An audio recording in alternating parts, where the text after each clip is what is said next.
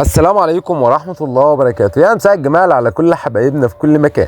اشتريت حمام جديد والحمام ده مش عايز يشتغل عندك. اشتريت حمام جديد وكان شغال عند صاحبه وقال لي ان الحمام ده معاه بيض او معاه زغاليل، واقسم لي بالله ان الحمام ده شغال. واشتريت حمام جديد وانا اصلا واثق ان الحمام ده من مصدر ثقة، ولكن الحمام جه عندي توقف عن الانتاج. هقول لك يا جماعه تحل المشكله دي ازاي وترجع الحمام يشتغل عندك بمنتهى السهوله. وحتى لو انت كمان عندك حمام مش شغال واصلا الحمام ده بتاعك، فهحل لك كل المشكله دي في حاجات بسيطه جدا. ولكن في الاول يا شباب حابين نصلي على سيدنا محمد صلى الله عليه وسلم، ده اللي انا بكسبه بالفيديو، واللايك ده بفكرك بيه منك فضلا وليس امر. طيب خلينا بس ناخد المعلومه واحده واحده. اهم حاجه الحمام عندك ما يكونش مقنص. مقنص يعني ايه؟ يكون فيه دهون على عنقود البيض، وده بتعرفه منين؟ بعرفه من بين العظميتين عند فتحة المجمع. بين العظميتين لو حطيت صبعك بين العظميتين فانت بتلاقي ايه؟ بتلاقي حاجة عاملة زي البيضة. تعرف هنا ان الحمام ده مقنص ومش هيشتغل الا اذا كنت عالجته من التقنيصه، وده موضوع طول شرحه ومش الفيديو بتاعنا. طيب يبقى اول حاجه الحمام ده مش مقنص. تاني حاجه يا جماعه، اي حمام جديد بيجي عندك المكان لازم ان بياخد فتره عبال ما يتعود على المكان وعبال ما يحب المكان عشان يبدا ان هو يشتغل عندك تاني. يعني الحمام اغلى حاجه في حياته اللي حصوتين، لازم أن يكون مطمن للمكان 100%. لان الحمام زي ما قلت لك مش هيديك الحصوتين الا اذا كان مطمن، مفيش فئران، مفيش ابراز، مفيش عرس، مفيش الحاجات دي كلها.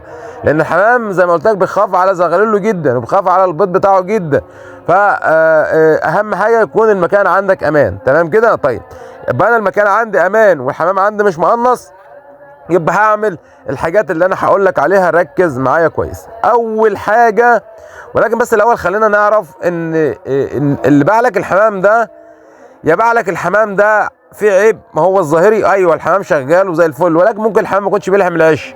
ممكن الحمام ده بيجيب بيضه واحده، ممكن الذكر بيروق بيضه وبيعمر بيضه. اصل محدش هيبيع لك حمامه سليمه الا اذا كان بصف بقى مسافر، او اذا كان عنده اي حاجه، او ان المشروع اصلا بيخسر معاه سوء الاداره بتاعته. فانت لازم أن تكون شاطر ويكون عندك حسن اداره. تمام كده؟ طيب يبقى اول حاجه بستقبل بيها الحمام ده لازم بنضف الامعاء من الديدان. ما اخليش في جسمه ديدان نهائي، لان الديدان دي زي ما قلنا في فيديوهات قبل كده يا بتخلي الذكوره تروق البيض، لان ساعه الذكر ما بيطلع خاصه على النتايه الديدان ديت بتطلع تتغذى على التلقيح بتاع الذكر، فبالتالي بتلاقي ان البيض غير مخصب. الحاجة التانية ان الديدان في جسم النتاية بتتغذى على الاغذية اللي داخلة جسم النتاية، فبالتالي النتاية بتسيف، بتلاقي العظمة بتاعت نص الصدر ديت باينة، وبتلاقي ان النتاية ما بتبيضش لان مفيش جسمها غذاء كفايه، لان الديدان ديت بتاكل غذاء.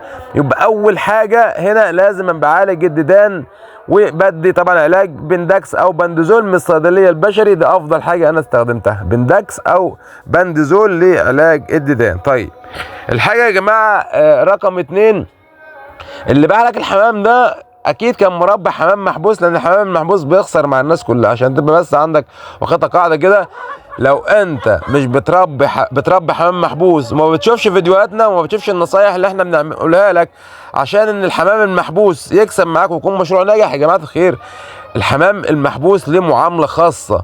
مش هينفع اعمل الحمام المحبوس زي الحمام الطاير. الحمام المحبوس لازم بديله كلفه متنوعه، كذا نوع من الحبوب، ما ينفعش اديله نوع واحد. الحمام المحبوس لازم بدخله اديله فيتامين د عشان اعوضه اشعه الشمس.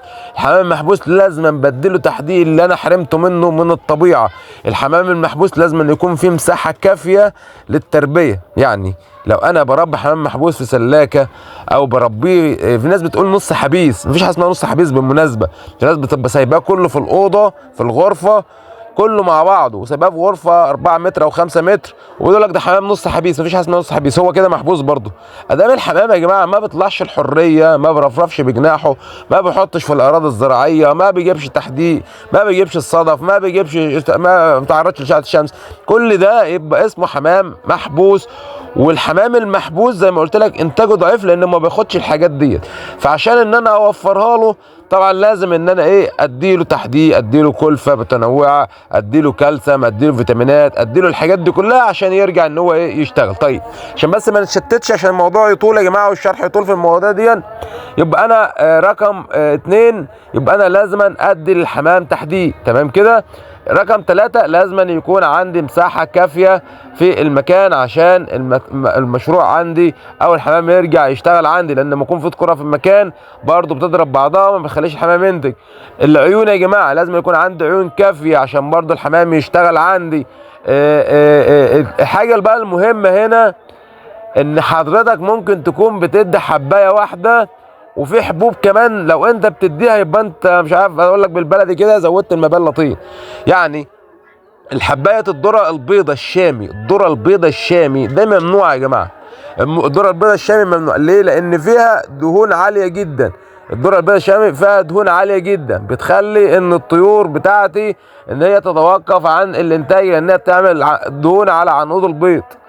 اي حبايه واحده بصفه عامه للحمام لو انت حابسه بتخلي الحمام يتوقف عن البيض. فانت كل ده لازم أن تكون مربي واعي ومربي شاطر.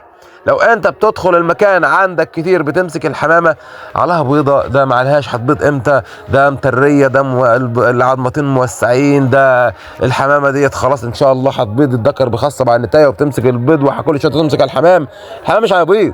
الحمام مش في امان، الحمام خايف منك. لو انت بتطلع ومعاك اطفالك معاك ولد ولا بنت، ربنا يبارك لك في ولادنا ويبارك في ولاد المسلمين يا رب، وبتطلع واطفالك بيطلعوا يجروا في المكان عندك وبيجروا هنا ويمسكوا البيض ويمسكوا الزغاليل وفرحانين بالحمام الكبير، الحمام برضه مش هيبيض. شفت هي حاجات بسيطه هي. لو انت بتجيب كل يوم صحابك وبتدخل المكان وبتاع مش عارف تنطريه والقصه دي كلها، الحمام برضه مش في امان، الحمام مش هيبيض لو انت لسه شايل الحمام. فيا جماعه الحاجات ديت كلها نتلاشاها هتلاقي عندك الحمام بمطر بيض. طيب في حاجه مهمه يا جماعه، لو انت عايز ربنا يبارك لك في الرزق وان انت الحمام يشتغل عندك، قلنا التحديق مهم ولكن نوع كالسيوم مهم للطيور عندي. لو انا بجيب مثلا يعني على فكره لو انا ابيع جوز حمام واحد زغليل بس ممكن اجيب ادويه للحمام كله.